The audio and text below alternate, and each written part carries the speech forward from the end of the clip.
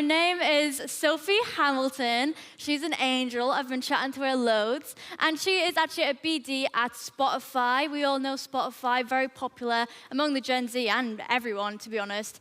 But she's also exploring the future of AI, and she also talks about humanity and technology coming together and how we can keep that sustainable. So I'm going to welcome up to the stage Sophie Hamilton. Wherever she is. There you are. Thank you, Tilly. How are you, Sophie?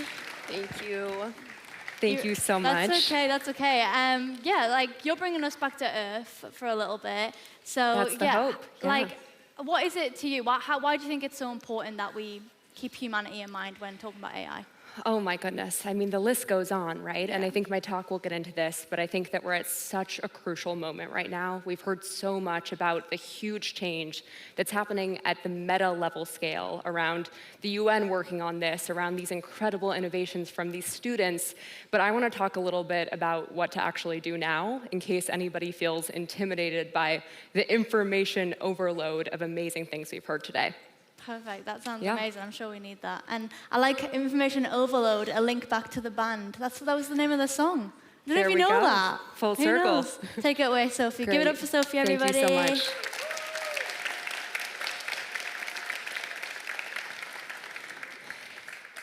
Thank you, Tilly. Thank you, Futureport, and thank you, everyone, for being here today. In my research at Stanford, my work at Spotify, and my existence as a human being in this ever-changing, uncertain time, I think a lot about this question of how do we shape our technology, and how does our technology, in turn, shape us? Above here, you can see my very first Instagram post back in 2011, a very artsy picture of a freeway underpass back when I didn't realize that anybody could see what you posted. And it's wild to think about how quickly I learned the rules of Instagram, right? To only post the highlight reel, to not show your true self, and also how an app that had this mission to give people the power to share and make the world more open and connected had the possibility to make me feel so lonely, inadequate, and compelled to cultivate this image. I think the clicker we still need, actually. I think, yeah, sorry.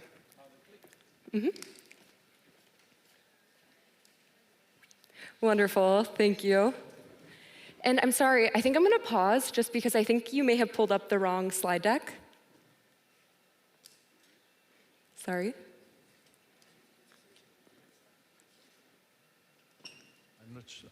No? Okay, that's fine. We'll go with this version. All right, thanks, everyone. And I got pretty good at racking in these accolades, honestly, whether it be working to be the top of my class, a star athlete, or even a mediocre child model. I realized that I could get this validation in the form of dopamine and likes on the internet. And slowly and subconsciously, I started to be guided more and more by this validation as opposed to what I truly cared about. In my mind, all I needed to do was get into a good college, right? And then I would start figuring out what really mattered to me. But at Stanford, I learned this experience of racing from thing to thing and trying to have this facade of gliding on the surface while pedaling desperately beneath to stay afloat wasn't only normal, it had a name called the Stanford Duck Syndrome. I really quickly figured out the new definition of success at Stanford and suddenly was running from classes to clubs, and I was exhausted. I was burning myself out, starting to feel more tired, and yet I just kept doing it, which was actually the slogan of where I was interning at the time, Nike. And one morning in the office, I finally collapsed on the concrete floor. I begrudgingly went to the doctor's office, and they told me that I had a white blood cell count of 500 times the human average, that it was a miracle that I hadn't already died of a heart attack or a stroke. And after I was rushed to the ER, within 5 minutes, they diagnosed me with leukemia. And of course, my family was grieving, But for me, I felt guilty about this sensation I felt because it was honestly relief. For the first time in my life, I felt like I could stand still and focus on healing, that the act of that was enough and I could just give myself that space. And over the next few months, as we ramped up chemo and transfusions, I found some of the most meaningful conversations and experiences of my life. It was like for the first time, I was actually listening to myself, the people around me, and even what the planet needed. Before I got sick, I had interned with this professor at Stanford as a teaching assistant, helping her design curriculum for what makes a meaningful life. But ironically, even as I was building this curriculum, I was never present enough to actually really embrace these lessons. And when I came back to Stanford after my first round of treatment, I became kind of obsessed with the near-death clarity. So it might sound a little morbid, but what we did next is I partnered back up with her, and we actually learned from people who were on their deathbeds around what really matters at the end of their life. And we heard pretty much the same things across the board from people, which was pretty wild. First, that people wish they had been more authentic, that they'd laugh more, that they loved more, that they were bolder, that they were more present in their lives. And I think while we all kind of know that these are the things that matter, at the end of the day, it's very challenging to embody these.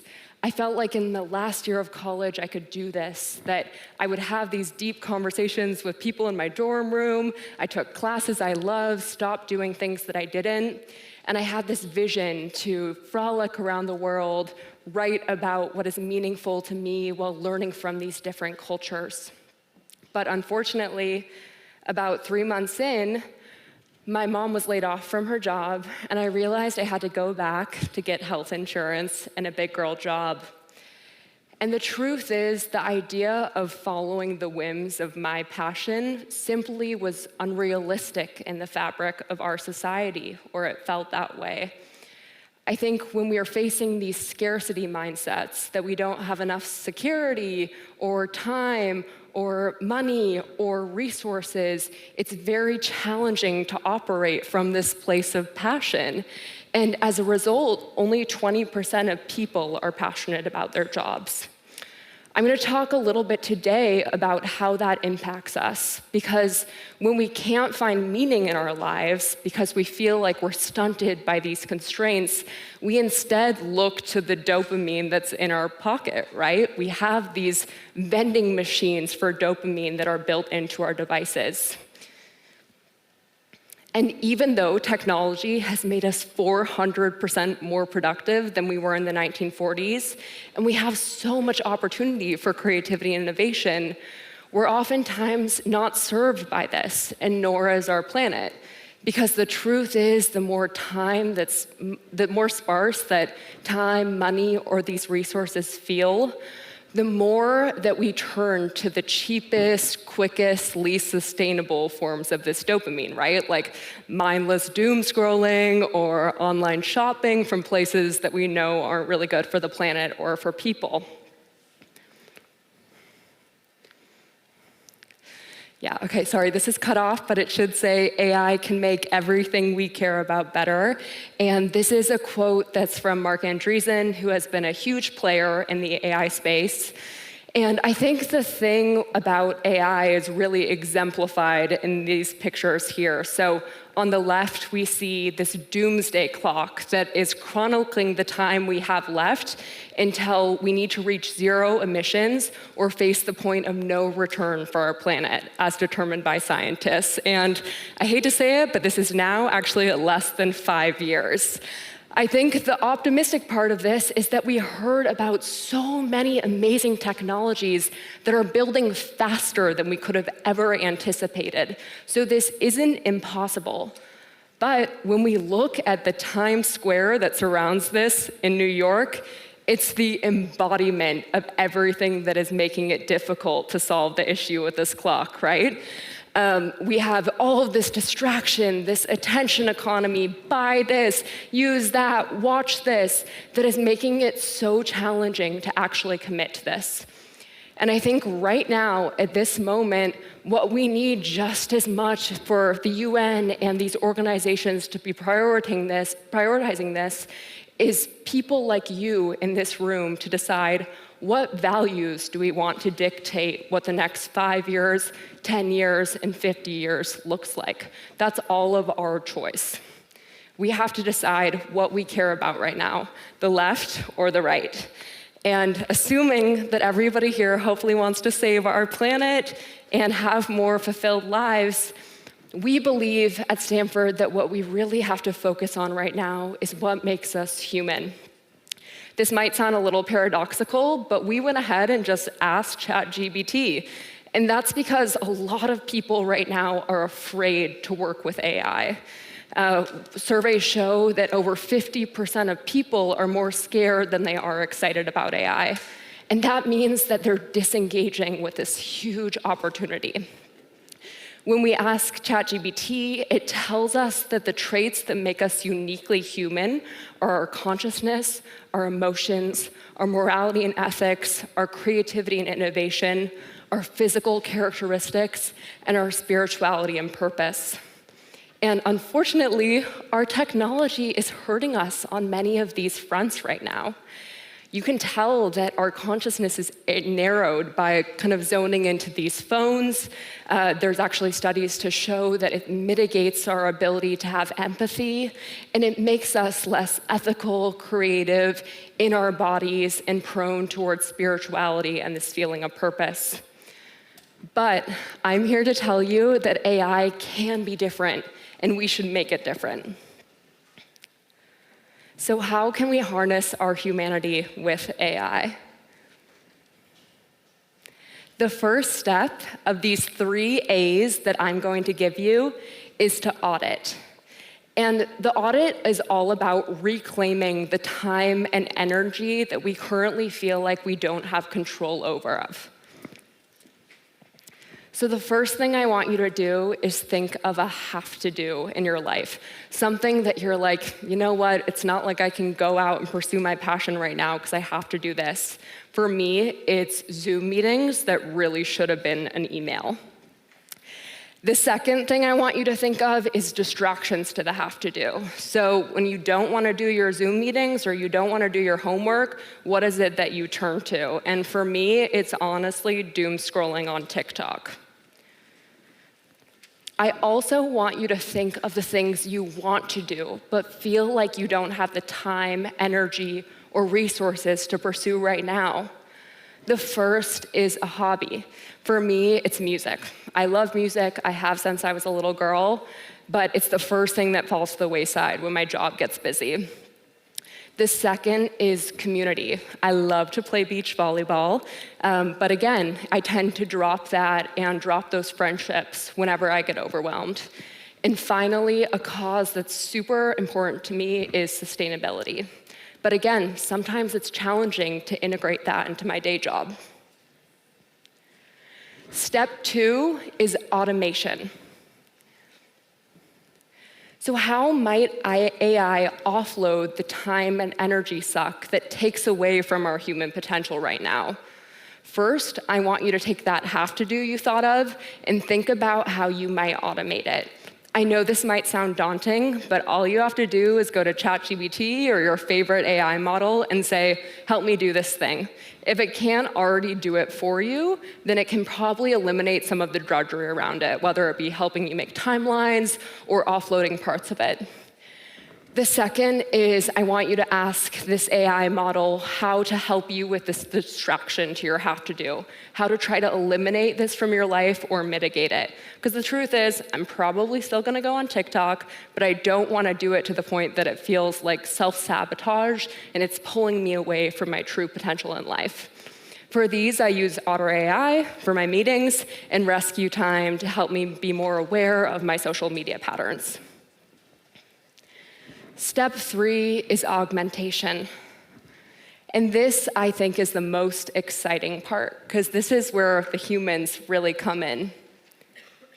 I want you to go back to your hobby, your community, and your cause. For me, now that I have this time back from automating my meetings and aren't wasting so much time on social media, I can actually prioritize my music.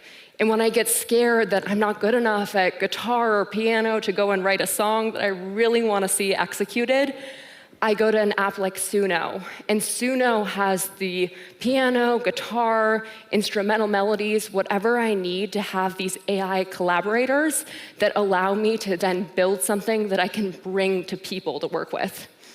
In terms of community, I get more time to see the people I play volleyball with, and all of my relationships are strengthened by AI mindfulness apps like Wiso, where I can really focus on who is it that I am, how can I go beyond some of my limiting beliefs, whether it be insecurities or jealousy, and make deeper relationships with the people around me. And then finally, for the cause, already we're seeing the impact of AI to be able to bring sustainability more into the agenda at Spotify. So we're using AI sequencing to help with our energy emissions at Spotify. And while it's still really early days, somebody who's as much of a technological novice as me still has been able to make a huge impact with this. I really want this room to imagine what would happen if every single person here and every single person watching online actually took the time to go home today and decide, I'm going to prioritize nurturing my own unique gifts that I've maybe neglected because I thought I wasn't good enough or didn't have the time or it wasn't practical. Thought about sharing those with the people around you to make even deeper relationships and find people who also like to do what you like to do rather than just conforming to like what's cool on social media. And finally, what would happen if you nurtured those gifts to actually bring them to the world and make change? I have been fighting leukemia for 7 years, and just a couple weeks ago, I got a call from my doctor that he's planning to use AI to sequence a new treatment for my type of cancer. It's amazing to hear all of the incredible strides that the people who have presented today or our young entrepreneurs have taken, but they started somewhere small.